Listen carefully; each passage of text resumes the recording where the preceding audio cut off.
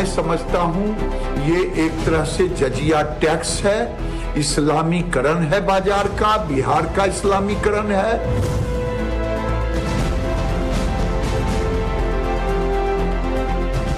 नहीं तो आने वाले दिन में बिहार में शरिया कानून एस्टेब्लिश हो। लोगों का पेट है ना, नौकरी देने से बढ़ेगा, विकास करने से बढ़ेगा। ये नहीं कि हिंदू मुसलमान करते रहिए, मंदिर में घंटा बजाइए, इससे कुछ होने वाला नहीं।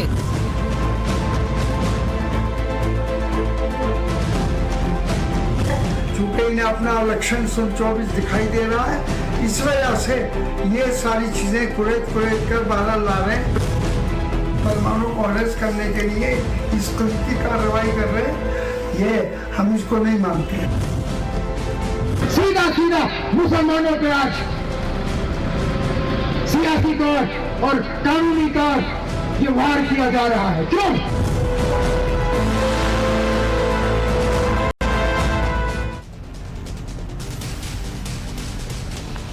नमस्कार, टाइम्स टाउन ऑफ भारत पर देश के सबसे पसंदीदा डिबेट शो राष्ट्रवाद में उत्तरकाशी से आपका स्वागत है। आपके साथ मैं हूं राकेश पांडे। राष्ट्रवाद यानी देश से बढ़कर कुछ नहीं। क्या हलाल सर्टिफिकेशन पर रोक का मामला वाकई बहुत ज्यादा बड़ा हो गया है? हलाल को लेकर यूपी के बाद अब बिहार में हल्ला क्यों मचा है? सवाल यह भी है कि हलाल सर्टिफिकेशन के नाम पर क्या इस देश में इस्लामीकरण की साजिश हो रही है, जैसा कि आरोप लगाए जा रहे हैं। और सवाल यह भी है कि हलाल सर्टिफिकेशन और प्रोडक्ट पर बैन का क्या चुनाव से वाकई कोई कनेक्शन है, जो कि विपक्षी पार्टियां कह रही हैं। यूपी में हलाल सर्टिफिकेशन पर बैन के बाद यूपी के अलग अलग शहरों में ताबड़तोड़ छापेमारी जारी है। राज्य के कई शहरों में रेड डाली जा रही है, कई जगहों पर प्रोडक्ट सीज किए जा चुके हैं। इस बीच बिहार में भी इस पर बैन की मांग उठने लगी है।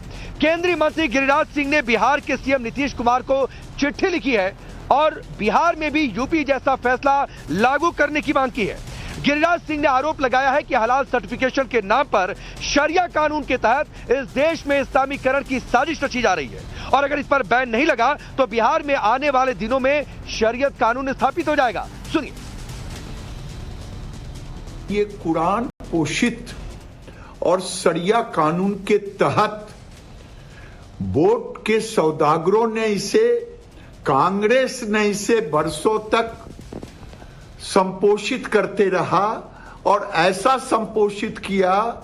ये टुकड़े टुकड़े गैंग की सरकार, इंडी जो देख रहे हैं, जो सनातन को, धर्म को ही खत्म करने पर तुले हुए हैं, ये सारे गैंग ने मिलकर के अपने वोट बैंक की राजनीति के लिए भारत के और बिहार जैसे प्रांत में भी अब ये सर उठाने लगा है। मैं समझता हूं ये एक तरह से जजिया टैक्स है, इस्लामीकरण है बाजार का, बिहार का इस्लामीकरण है और शरिया कानून को एस्टेब्लिश करता है। इस पर माननीय मुख्यमंत्री बिहार इस पर अविलंब कार्रवाई करें। ये केवल समाज को विभाजित करने वाला है। अगर इस पर लागू करेंगे तो समाज का विभाजन भी रुकेगा, नहीं तो आने वाले दिन में बिहार में शरिया कानून एस्टेब्लिश हो। गिरिराज सिंह को आपने सुना, वो हलाल प्रोडक्ट पर बैन की मांग कर रहे हैं, इसे इस्लामीकरण की साजिश बता रहे हैं। तो वहीं उनके इस बयान पर डिप्टी सीएम तेजस्वी यादव ने पलटवार किया। तेजस्वी यादव ने कहा कि हिंदू मुसलमान करने से लोगों का पेट नहीं भरता है, लोगों को नौकरी देना पड़ता है, विकास से पेट भरता है। सुनिए। इस पे टिप्पा टिप्पणी ठीक नहीं है, तो हिंदू मुसलमान करेंगे। यही तो फर्क है उन लोगों में और हम लोगों में। हम लोग गरीबी मिटाने की बात करते हैं, रोजगार देने की बात करते हैं, विकास की बात करते हैं, और ये लोग हिंदू मुसलमान, मंदिर मस्जिद। एक बात जान लें, वो लोगों का पेट है ना, नौकरी देने से बढ़ेगा, विकास करने से बढ़ेगा। ये नहीं कि हिंदू मुसलमान करते रहिए, मंदिर में घंटा बजाइए, इससे कुछ होने वाला नहीं है। तो आपने सुना, तेजस्वी यादव कह रहे हैं कि मंदिर में घंटा बजाने से कुछ नहीं होता है, नौकरी देना पड़ती है, विकास के कार्य करने पड़ते हैं, इससे लोगों का पेट भरता है। वहीं यूपी में समाजवादी पार्टी भी योगी सरकार के इस फैसले के बाद लगातार सरकार पर हमलावर है। सरकार को लेकर बयान सामने आ रहे हैं। हलाल पर बैन को मुसलमानों को परेशान करने की साजिश बताई जा रही है। समाजवादी पार्टी का कहना है कि हलाल प्रोडक्ट पर बैन का फैसला दरअसल 2024 चुनाव के मद्देनजर किया गया है। सुनिए। ये तो मतलब ये पॉलिटिकल है, सब मामला कर रहे हैं। चूंकि सामने इलेक्शन खड़ा है तो इसी चीज़ की चीज़ें हरेस करने के लिए, मुसलमानों को डराने धमकाने के लिए और काम करने के लिए ये सब पॉलिसी बनाई जा रही है। ये सब पॉलिसी इनकी बहरहाल पॉलिटिक्स पर डिपेंड करती है, चूँकि इन्हें अपना इलेक्शन 24 दिखाई दे रहा है, इस वजह से ये सारी चीज़ें कुरेद कर बाहर ला रहे हैं। तो अगर वो ऐसा कर रहे हैं तो आज उन पर किसी ने अपनी मतलब के लिए, हिंदुस्तान के हालात बिगाड़ने के लिए, जो लोग मुसलमानों को अरेस्ट करने के लिए इस किस्म की कार्रवाई कर रहे हैं, ये हम इसको नहीं मानते। अब सोचिए, सरकार कोई भी फैसला कर ले, अगर बर्क साहब बयान देते हैं तो उसमें उनको यह नजर आ जाता है कि मुसलमानों को परेशान किया जा रहा है। 2024 का चुनाव है, तो क्या आप बिना चुनाव के लिए ऐसी बातें कर रहे हैं? ये लगातार सवाल है और इन सवालों के बाद लगातार इस पर चर्चा भी आगे बढ़ रही है। यूपी में हलाल बैन के फैसले से तमाम सियासतदान सरकार पर सवाल उठा रहे हैं, परेशान भी हैं। जम्मू कश्मीर के पूर्व सीएम उमर अब्दुल्ला, वो भी बर्क साहब की भाषा बोल रहे हैं, कह रहे हैं ये मुसलमानों को परेशान करने की साजिश है। सुनिए। यूपी में आज किसी भी चीज पे हलाल का मोहर लगाना अब जुर्म हो गया है। अगर किसी भी चीज पे हलाल का मोहर लगा हो, आप अपने घर में वो चीज रख नहीं सकते। आज यूपी हुकूमत के तरफ से मुसलमानों के घर पे छापे लग रहे हैं कि कहीं उनके घर से कोई ऐसी चीज ना निकले जिस पे हलाल का मोहर लगा हो। सीधा मुसलमानों पे आज सियासी तौर और कानूनी तौर ये वार किया जा रहा है। अब सोचिए, उमर अब्दुल्ला ने कह दिया कि घर में हलाल सर्टिफाइड प्रोडक्ट रखना गुनाह हो गया है। एक खास वर्ग के अलावा दूसरे वर्ग के लोग अगर अपने घर में हलाल प्रोडक्ट क्यों रखेंगे, हलाल सर्टिफाइड प्रोडक्ट क्यों रखेंगे, इस पर उमर अब्दुल्ला कुछ नहीं बोलते। चलिए वो सवाल आपके सामने रखता हूं जिनके इर्द गिर्द आज की डिबेट आगे बढ़ने वाली है। सवाल पहला ये कि यूपी में हलचल, यूपी में हलाल बैन, क्या बिहार में भी लगेगा ताला, जो मांग गिरिराज सिंह ने की है। सर्टिफिकेशन का नाम इस्लामीकरण का इल्जाम, जो गिरिराज सिंह कह रहे हैं कि यह इस्लामीकरण की देश में साजिश हो रही है। सवाल यह भी है सबसे बड़ा कि हलाल बैन का इंपैक्ट क्या वाकई बढ़ गया है और इसका कनेक्शन क्या वाकई चुनाव से है। चलिए आपका परिचय आज के मेहमानों से करवाता हूं। मनीष शुक्ला भारतीय जनता पार्टी के नेता और प्रवक्ता, आचार्य शैलेश तिवारी हिंदू धर्मगुरु, मोहम्मद फरहान एमआईएम पार्टी के नेता और प्रवक्ता, अमित जमई समाजवादी पार्टी के नेता और प्रवक्ता और प्रोफेसर नवल किशोर यादव आरजेडी के नेता और प्रवक्ता। आप सभी का बहुत बहुत स्वागत है। अमित जमई जी, मैं आपसे शुरू करता हूं। मतलब सरकार कोई भी फैसला कर ले, अगर बर्क साहब ने स्टेटमेंट दे दिया आपकी पार्टी से, अगर हसन साहब ने स्टेटमेंट दे दिया, तो वो कहेंगे कि साहब भाई ये मुसलमानों को परेशान करने की साजिश है, लेकिन इस पर बिल्कुल नहीं बोलेंगे कि एक खास वर्ग के अलावा दूसरे वर्ग के लोग हलाल सर्टिफाइड प्रोडक्ट क्यों रखेंगे। आटे में हलाल सर्टिफाइड होने की क्या जरूरत है, झाड़ू में हलाल सर्टिफाइड होने की क्या जरूरत है, इस पर बर्क नहीं बोलते हैं। राकेश पांडे जी, प्रचंड हिंदुत्व के प्रतिनिधित्व में एनडीए की जो सरकार है, 1.5 लाख करोड़ का मीट का एक्सपोर्ट नरेंद्र मोदी जी की रिजीम में चल रहा है। दुनिया में भारत दूसरे नंबर पे है जो बीफ बफेलो मीट बाहर भेज रहा है। दूसरी बात यह है, भारतीय जनता पार्टी जो हमारे मनीष भाई की पार्टी है, ये स्लॉटर हाउस से ये कसाईयों से भारतीय जनता पार्टी चंदा तो लेती है, लेकिन 7 साल हो गया। मैं ये पूछ रहा हूं कि ये 7 साल आपको सोचने में कैसे लग गया कि हलाल है कि हराम है। अगर हलाल शब्द अरबी ना होता राकेश भाई, कोई बवाल नहीं होता। लेकिन ये सारी जो बड़े बड़े ब्रांड्स हैं, आप ले लीजिए, चाहे बाबा रामदेव जी का पतंजलि, नेस्ले, बरकास, जितने भी ब्रांड हैं, या अमूल है, विदाउट सर्टिफिकेशन एक्सपोर्ट इंपोर्ट नहीं होता है। 52 देशों में जो हमारा सामान बाहर जा रहा है, अगर हलाल सर्टिफाइड ना हो तो लाखों करोड़ का नुकसान होगा। हजारों हजार नौकरियां, मनीष भाई की पार्टी नौकरी तो दे नहीं पा रही है। शिक्षकों को आप पीट रहे हो, 10-90 की बेटियों को आप उनको रुसवा कर रहे हो, उनको पीट रहे हो, ठंडी में वो प्रोटेस्ट कर रही हैं। तो जो कुछ चल रहा है, हमारा ये कहना है, जैसे जब ये योग का प्रोग्राम जब आया बहुत सारे मुस्लिम जो सांप्रदायिक शक्तियां थी उन्होंने कहा ये तो एंटी इस्लाम है, उन्हें जाने क्या है। यही हलाल जो ये ऑर्गेनाइजेशन है सर्टिफिकेशन की, जमीयत उलमा ने कहा कि ये एंटी इस्लाम नहीं है। और हम ये कह रहे हैं कि अगर हमारे हजारों साल की जो संस्कृति है वेदांत की और वेदों की, उससे कोई फायदा हो रहा है तो सबको उठाना चाहिए। सर सुनिए, कौन हिंदू भाई आप अभी भी जो मेरा सवाल था उस सवाल पर आप नहीं आ पाए। सर अगर आपने यूपी सरकार के फैसले को देखा होगा तो प्रोडक्ट के एक्सपोर्ट पर बैन नहीं है। एक्सपोर्ट जिसको करना है करता रहे, वो सर्टिफिकेट लेता रहे, लेकिन इस देश में ये वाला खेल नहीं चलेगा। और फिर मैंने सवाल ये पूछा था कि ये भाई एक ही वर्ग को परेशान करने की साजिश आपको बार बार क्यों लगने लगती है आपकी पार्टी को? अगर एनकाउंटर होता है एक वर्ग से तो आपके पार्टी के अध्यक्ष को लगता है कि साहब भाईचारा खराब हो गया। हलाल प्रोडक्ट पर बैन लगा तो लगा कि वो वर्ग परेशान होने लगा। सवाल ये था, एक्सपोर्ट पर बैन नहीं है तो इसलिए उस पर ना ही जाइए तो बेहतर है। राकेश जी 15 सेकंड। जब हम इंपोर्ट एक्सपोर्ट करते हैं ना, जब हम तय करते हैं कि 52 मुस्लिम देशों से क्या देंगे क्या लेंगे, तो प्रोडक्ट तय होता है कि 10 देंगे और 10 लेंगे। ऐसा नहीं हो सकता कि आप हमसे लीजिए और हम आप वाला बैन कर देंगे। हमारा यह कहना है कि हलाल सर्टिफिकेशन से लाखों करोड़ का बिजनेस बढ़ा। मौलाना अरशद मदनी जिनके ऊपर ये इल्जाम लगाया जा रहा है, उनको तो योगी आदित्यनाथ जी को इन्वेस्टर समिट में बुला के, अरे नहीं अमित जमे जी, एक्सपोर्ट इंपोर्ट का मामला ही नहीं है। छोड़ दीजिए, आप गलत ट्रैक पर जा रहे हैं। एक्सपोर्ट इंपोर्ट का मामला ही नहीं है। मामला है नहीं सर, एक्सपोर्ट इंपोर्ट का मामला ही नहीं है। एक्सपोर्ट प्रोडक्ट पर कोई रोक नहीं है। नहीं मामला है सर, बिल्कुल नहीं मामला है। लेकिन यहाँ पर जो सर्टिफिकेशन चलेगा, यहाँ पर अगर कोई सुपरमार्केट में चला जाए, शैलेश तिवारी मान लीजिए चले जाए, मान लीजिए शैलेश तिवारी चले जाए आटा खरीदने के लिए और उनके आटा के पैकेट पर हलाल सर्टिफाइड लिखा हो, तो वो क्या सोचेंगे मैं उनसे पूछूंगा। लेकिन उससे पहले जो आपने बातें कही उसका मैं जवाब मनीष शुक्ला जी से ले लेता हूं। अच्छा, मुझे आप ये मनीष बताइए शुक्ला ना, जी, मुझे एक्सपोर्ट इंपोर्ट, मुझे बताइए, मीट प्रोडक्ट, स्लॉटर हाउसेस, आता हूं अमित जमे जी, एक बार आपकी बातों का जवाब ले लूं।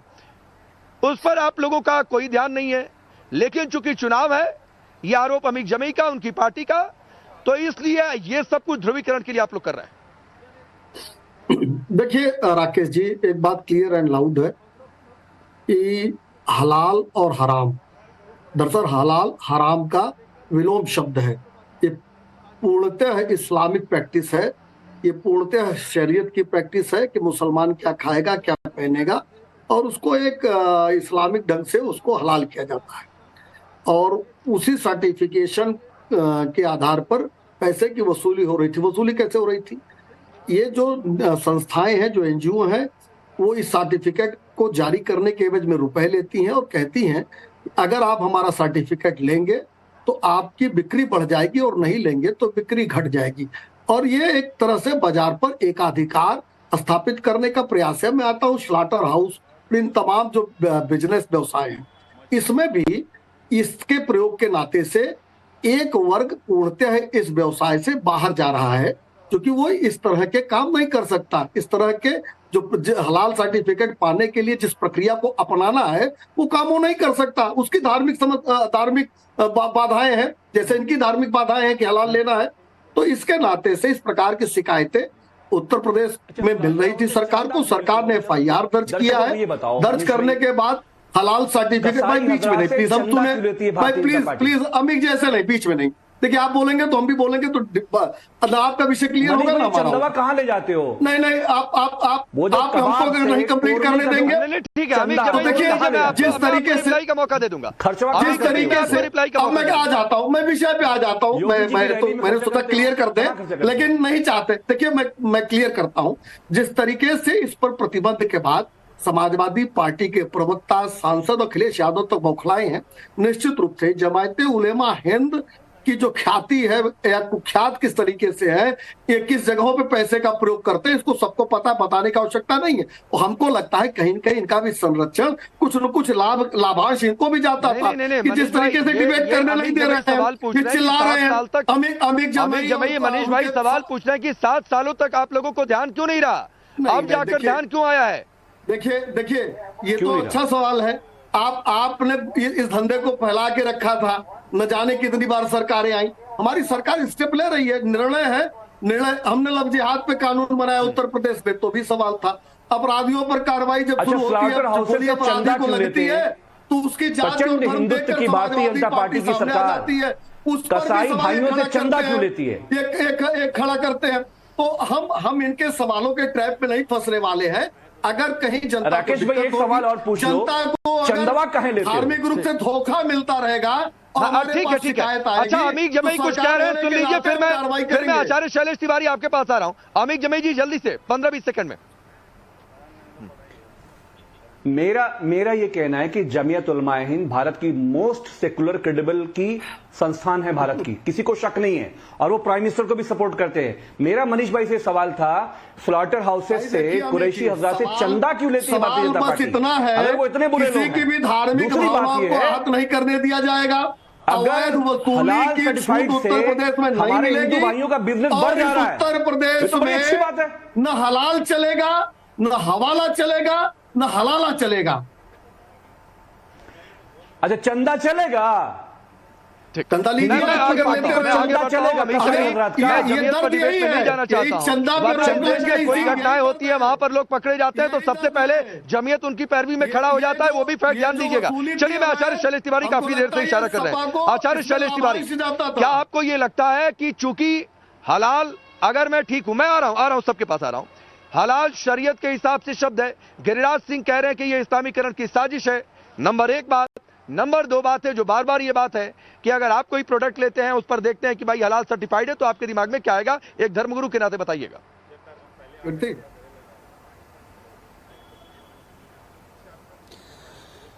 धन्यवाद राकेश पांडे जी। ऐसा है कि मैं हलाल और झटका दोनों पर विश्वास नहीं करता, मांसाहार पर विश्वास नहीं करता। मैं तो एक सात्विक हिंदू ब्राह्मण धर्माचार्य हूं, पहली बात। दूसरी बात, हलाल शब्द से ही यह है कि यह मुस्लिम चीज है, इस्लामिक चीज है, और हलाल का मतलब मांस से संबंधित है।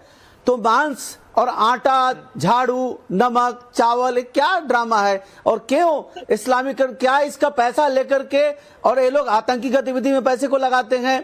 क्या इस देश में इस्लामीकरण करने के लिए उस पैसे को प्रयोग किया जाता है? यह सब जांच का विषय है। एनआईओ को जांच करना चाहिए और तत्काल पूरे देश में इस तरह के प्रोडक्ट को बैन करना चाहिए। और मैं यह मानता हूं कि जब हलाल चला रहे थे तो सात्विकता भी चलाना चाहिए। सात्विक प्रोडक्ट भी हमारा है, बहुत सारे सात्विक प्रोडक्ट है। हम लोग भी मांग करते हैं कि सात्विक प्रोडक्ट चलना चाहिए और हलाल तो कंप्लीट बैन करना चाहिए। आप मुसलमानों में बेचिए, आप हिंदुओं को क्यों बेच रहे हैं हलाल चीज? नमक हलाल, चीनी हलाल, आटा हलाल, क्या ड्रामा है? यह देश को इस्लामीकरण करने का एक नया षड्यंत्र है जिससे बचने की जरूरत है। मैं माननीय योगी जी को बहुत साधुवाद करता हूं कि इन्होंने उत्तर प्रदेश में बैन किया है, और मैं आशा करता हूं कि अगर नीतीश कुमार सनातन धर्म को मानते हिंदू हैं, अगर वो मुस्लिम तुष्टीकरण नहीं करते, लालू यादव के सुपुत्र तेजस्वी यादव अगर वह नहीं करते हैं मुस्लिम तुष्टीकरण, तो निश्चित तौर पर वो भी इस प्रोडक्ट को बैन करे अपने राज्य में। नहीं तो पूरे भारत के साधु संत समाज इसका विरोध करेंगे। इसका विरोध जो है जिस स्टेट में लागू होगा उस स्टेट में विरोध होगा। से होगा वो तो पहले से ही कह रहे हैं आचार्य शैलेश तिवारी कि मंदिर में घंटा बजाने से कुछ नहीं होता है, नौकरी दीजिए। ठीक बात है, नौकरी देनी चाहिए, लेकिन नवल किशोर यादव जी, ये बार बार मंदिर में घंटा, हिंदू धर्म पर कुछ भी बोलना, एक गिरिराज सिंह ने मांग की, आप कहते हैं कि भाई हम नहीं करेंगे। क्यों इतनी बौखलाहट हो जाती है? अरे ये तो मंदिर में घंटा बजाने से शांति ये तो गिरिराज सिंह के विषय में जो भी ना कि सर काटने से क्या होता है, भेड़ बकरियों को काटने से क्या होता है? नहीं, ठीक है आचार्य जी, नवल किशोर यादव जी से सवाल था। नवल किशोर यादव, डिप्टी सीएम के आवास में हो रहा है, उसका क्या? देखिए ठीक है। नवल किशोर यादव जी, आपकी आपका समय स्पष्ट है। एक तो देखिए, दो चीज बहुत स्पष्ट है। जो भी गिरिराज सिंह को इस देश में जानते होंगे वो मानते हैं और जानते हैं कि वो हिंदू मुस्लिम पर इस तरह के विवादित बयान देने के लिए जाने माने हैं। उनके मंत्रालय का नाम भी लोग नहीं जानता होगा। जितने दिन से मंत्री हैं, अपने विभाग के विषय में कुछ उन्होंने नहीं बोला होगा। जहां तक इस तरह का काम है, वो लगातार, चाहे चुनाव आने वाला हो या बीच में जब कभी भी करना होगा, वो ये काम करते रहे हैं। जहां तक भारतीय जनता पार्टी 2005 से और आज तक लगभग 15-16 साल बिहार में रही, उन्होंने कभी ऐसी बात नहीं उठाई। ये क्या कारण है कि जो चुनावी वर्ष है अब उनको बैन बिहार और देश की जनता, बिहार की जनता ने उनको भगा दिया है। देश की जनता जब भगाने का मौका आप अरे नहीं नवल, अरे तिवारी जी निश्चिंत रहिए ना, उनका वो कौन साधु संत है जो, अरे सुनो तो यादव जी, सुनिए तो पहले यादव जी, नहीं नवल किशोर यादव जी, नवल किशोर यादव जी, एक मिनट, एक क्रॉस है, रुकिए प्लीज, सुनिए अब आप ही के पास, सर गिरिराज सिंह के डिपार्टमेंट पर सुन लीजिए, गिरिराज सिंह के डिपार्टमेंट पर आप चले गए, सुनिए ना सर, सुन लीजिए सर, आपके राज्य के मुख्यमंत्री, सुन लीजिए सर, आपके राज्य के मुख्यमंत्री राज्य में क्या हो जाए उन्हें पता ही नहीं रहता है, लाठीचार्ज हो जाए, अच्छा लाठीचार्ज हुआ था क्या, गोली चल जाए, ऐसा कुछ हुआ, रुकिए पता करते हैं, मुख्यमंत्री आवास तो आपके मुख्यमंत्री को राज्य में क्या हो रहा है यही नहीं पता रहता है। आप गिरिराज सिंह के डिपार्टमेंट पर चले गए,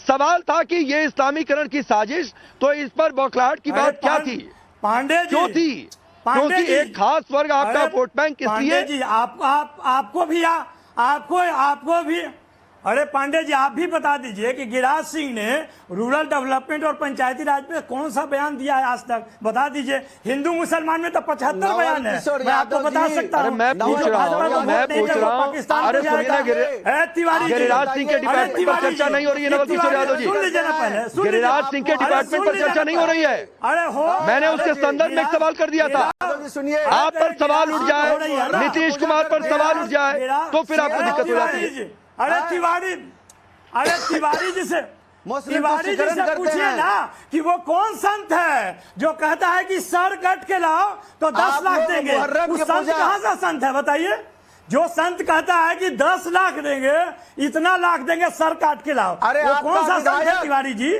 कहाँ कौन सा प्रयोगशाला में ट्रेनिंग देते हैं, सही कहता है तिवारी जी, कौन कहता है, अरे बताइए, ये तो क्रिमिनल का भाषा है, ये तो अपराधी का भाषा है, ये तो अपराधी का भाषा है, राम के ठेकेदार है क्या, राम के ठेकेदार हो क्या, मैं आगे बढ़ता हूँ, मैं फरहान के पास जा रहा हूँ, रुक जाइए, अरे नहीं पर्सनल मत होइए, सबकी आवाज डाउन है, पीसीआर सबकी आवाज डाउन है, पीसीआर सबकी आवाज डाउन करिए। नवल किशोर यादव जी, आपकी सुनिए ना सर, आपकी सरकार में न जाने कितने मंत्री, आप देखिए ना 3-4 मंत्री ऐसे ही आपको याद होंगे, रामचरितमानस पर, हिंदू देवी देवताओं पर, माता लक्ष्मी पर पता नहीं क्या क्या बोल गए, तो मत उधेड़ा करिए सर, आप लोग नहीं जवाब दे पाएंगे कि हिंदू धन पर किस तरीके से हमले हुए हैं, किस तरीके से बयान दिए गए हैं, मत उधर जाया करिए, फंस जाते हैं आप लोग। मोहम्मद फरहान, सवाल ये है, मैं थोड़ा सा लेट से आपके पास आ रहा हूं, माफी के साथ, सवाल ये है कि अगर हलाल शब्द का इस्तेमाल शरीयत में हुआ, अगर ये सिर्फ इस्लाम के हिसाब से है, तो फिर दूसरे धर्म के लोग इसे क्यों माने भाई, जो लोग कह रहे हैं, और चूंकि ये देश संविधान से चलता है तो शरीयत वाली बातें लागू टू ऑल क्यों की जाए। राकेश भाई, अभी अजान हो रही, मुझे 1 मिनट का समय चाहिए, इसके बाद फिर मैं आपके सवाल का उत्तर दूंगा, तब तक आप चाहें तो किसी और से पूछ सकते हैं। राकेश जी, मनीष। नहीं ठीक है फरहान भाई, मैं बहुत देर से आपके पास आया, इसके लिए माफी भी है, बिल्कुल मैं आपकी भावनाएं समझता हूं, तब तक शो भी समाप्त हो जाएगा, मैं आगे बढ़ता हूं। मनीष शुक्ला जी जो बात कह रहे थे, नवल किशोर यादव, उनकी बात का जवाब। देखिए राकेश जी, मैं इसी विषय पर रहना चाहता हूं। एक तो ये जो एजेंसीज एनजीओ सर्टिफिकेट जारी कर रहे हैं, क्या उनके पास कोई ऐसी तकनीकी है कि किसी खाद्य पदार्थ के बारे में वो जांच कर सके? भारत सरकार के पास तो एक एजेंसी है FSSAI, ISI, जो इस तरह की चीजों पर ध्यान रखता है। और दूसरी बात, ये जो उससे पैसे धनार्जन हो रहा है, जो अवैध वसूली हो रही है, उसका रूप क्या है, उस पैसे का उपयोग कहाँ हो रहा है, और कोई भी संस्था एनजीओ इस तरह से कंपनियों पर मोहर लगाकर पैसा कैसे वसूल सकती, क्या ये किसी प्राइवेट कंपनी या थर्ड पार्टी को अधिकार है? तो ये तमाम शिकायतें हमारे पास उत्तर प्रदेश में थी, इसके लिए कार्रवाई की गई है। और देखिए, जो लोग चीख चिल्ला रहे हैं, चाहे जो कह रहे हैं, उनका अपना विषय हो सकता है, लेकिन क्यों होना चाहिए इस पर किसी ने बात नहीं कही अभी तक आपके शो पर, कि हलाल मोहर लगनी क्यों चाहिए। आखिर 85% जनता इस हलाल मोहर वाले भोजन को क्यों करे, क्यों बाध्य हो, इस पर कोई डिबेट नहीं कर रहा, कोई करचंदा क्यों है, क्यों गिरिराज जी का विवाह क्या है। ठीक बात है, लेकिन जो बात अमीक जमई ने कही कि ये काम अगर जरूरी था, ये फैसला जरूरी था, तो और पहले हो जाना चाहिए था, ये जांच और पहले हो जानी सवाल चाहिए कौन थी। पूछ रहा है? वक्त इतना ही है, फरहान भाई आपके पास नहीं आ पाऊंगा चूंकि आपकी अजान का समय जो आप बता रहे थे। ठीक है, वक्त इतना ही है, वक्त इतना ही। मनीष भाई माफी के साथ आप सबका बहुत बहुत शुक्रिया।